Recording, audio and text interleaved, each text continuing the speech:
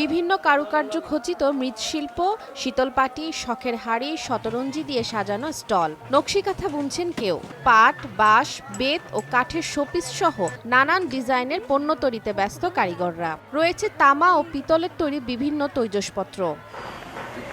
শিল্পাচার্য জয়নুল আবেদিনের হাতে গড়া প্রতিষ্ঠান নারায়ণগঞ্জের সোনারগাঁয়ে লোকশিল্প জাদুঘর প্রাঙ্গণে শুরু হয়েছে মাসব্যাপী লোকজ উৎসব এবং লোক ও কারুশিল্প মেলা। মেলায় নানা রকম লোকজ পণ্যের পসরা সাজিয়ে বসেছেন চারুকারু শিল্পীরা। হাতের মাধ্যমে তৈরি করি।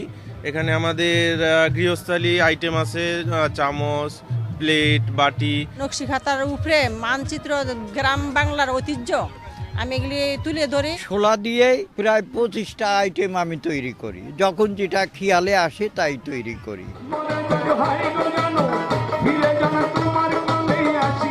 মেলাকে আরও উৎসব মুখর করতে প্রতিদিন বিকাল ৩টা থেকে রাত ৯টা পর্যন্ত থাকছে বাউল গান, জারি সারি, মুর্শিদি সহ ছড়া পাঠের আসর। রয়েছে পুঁথিপাঠ, লাঠি খেলা, বায়োস্কোপ ও পিঠা মেলার আয়োজন। তো এখানে মাটির সাথে মিশছি, এখানে এসে আসলে অনেক ভালো লাগছে। পুরাতন জিনিসপত্রের সাথে আমাদের বাচ্চাদেরকে পরিচয় করাইলাম। প্রতি বছর এখানে আসি বাংলাদেশের হারিয়ে যাওয়া সংস্কৃতিগুলো দেখতে।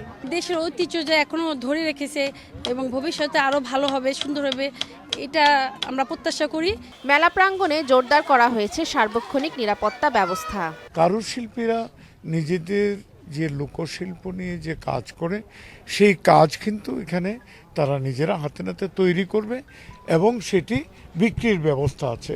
বাংলাদেশ লোক ও কারুশিল্প ফাউন্ডেশনের আয়োজনে মঙ্গলবার শুরু হওয়া মেলা চলবে আগামী 14 ফেব্রুয়ারি পর্যন্ত। সময় সংবাদ, নারায়ণগঞ্জ।